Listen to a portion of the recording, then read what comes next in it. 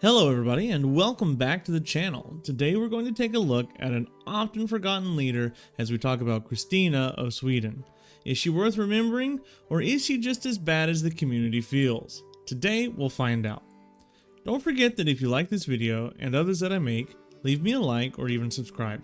It does really help me out and it helps to build a wonderful community around these videos. I appreciate it a lot and I'm glad that you're getting value out of the time that I'm putting into these. Sweden, like many other civs, has suffered from the curse of power creep, and to me at least, are pretty unfun to play. The unique ability, Nobel Prize, gives you 50 Diplo favor for every great person that you recruit, and you also get +1 engineer point from factories and +1 scientist point from universities, plus the unique competitions that you get from the World Congress. Is this really enough to be a civ ability? And I rarely feel the usefulness of the extra great people points, because you're so hard focused on culture with Kristina, you're not really building a lot of campuses or factories, especially industrial zones. Also, I feel like they added this just to give them a generalist bonus so they could possibly have added another leader later with DLC. Yes, this was the expansion with Diplo victories added, and yes, Diplo points are nice because you can sell them for gold or you can try to get a Diplo victory, but 50 is just not enough to bother. Think about how often you get great people, well, beyond great writers, artists, and musicians.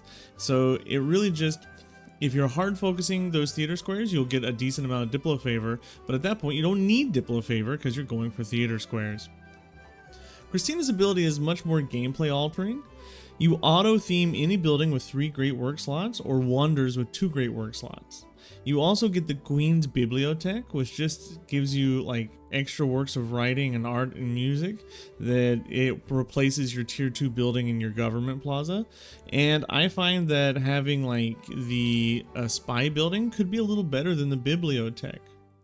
Yes, it is themable and it does generate other artist musician points. So, this gives you the focus for Sweden. Cultural victories through great works. But there's a problem. You get no bonuses towards getting theater squares, museums, so you have the 3 great work slots, or great writers, artists, and musicians. You're essentially just getting double tourism from artifacts and paintings and sculptures. And there are so many other civs with so much greater bonuses towards tourism. Imagine playing Kristina versus Peter. His Lavra are going to be producing so many more great writer, artist, and musician points earlier than you'll be able to get them. I would much rather play the new Molly and get gold in production for my great writing instead, or I'd rather play Eleanor and flip cities with my great works. Great work tourism games are not the best forms of culture victories, and you often get as Kristina, you get no bonuses towards national parks or faith generation, so this is pretty mediocre at best. Sweden also gets the Open Air Museum, a tile improvement that gives you +2 tourism and 2 culture for every terrain type that you've settled, as well as a boost to loyalty. At maximum, this is going to give you 10 tourism per turn in each city that you have one, because there are 5 terrain types.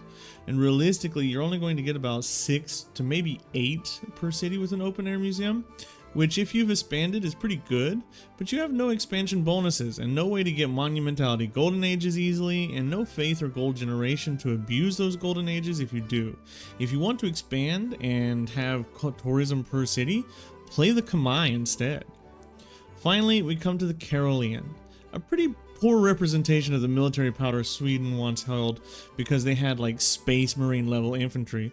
The Carolean gets extra combat points for each movement that you have left over and replaces the pike and shot, which is a unit that you never build.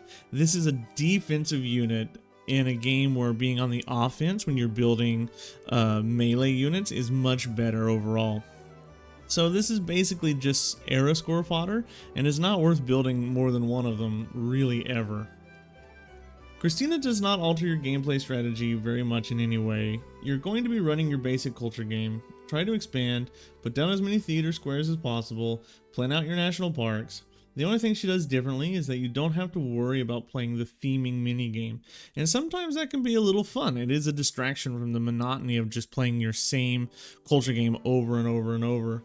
You do get extra tourism from it, but is it really enough to say that she's good? I don't know, maybe I'm being too harsh, but whenever I randomly roll Sweden, I lose interest in the game. There's just no cool, unique gimmick that I can get excited about. She's just flat and boring. For domination victories, you really don't have much pushing you in this direction, and the Carolean is a defensive unit, since you really don't want to be moving or marching with it. So 4 out of 10 is doable, but it's odd. For science victories, you do get extra scientist points, and you do get engineer points to push you towards those late game great people that really matter for science victories. But that's really all you get, so 5 out of 10. Religion, there's no reason to even try. Just a generic civ like any other non-faith civ. 3 out of 10. Doable, but why?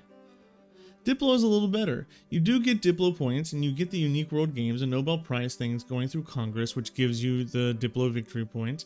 But the AI is usually in a much better position to benefit from them because they run the projects in all their cities. So they'll probably win more of those than you will. But I'll still give her a 6 out of 10.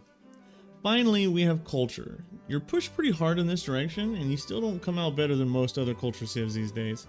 Yeah, you do get double tourism from Great Works for free, and if you're playing in Societies mode with the Void Singers and Temples, you'll be pretty happy, but still, I don't know, a sleepy civ. 7 out of 10. Kristina holds no interest for me. Though I love the tourism victory type, I find that just getting Great Works and hoarding them with no bonus towards faith or appeal is just a sleepy way to play. Kristina gets a C from me as a civ. She does her thing, is focused, but it's just weak. Let me know if I'm way off base about Sweden in the comments down below. This has been STG Sheep, and I'll see you in the next one. Goodbye.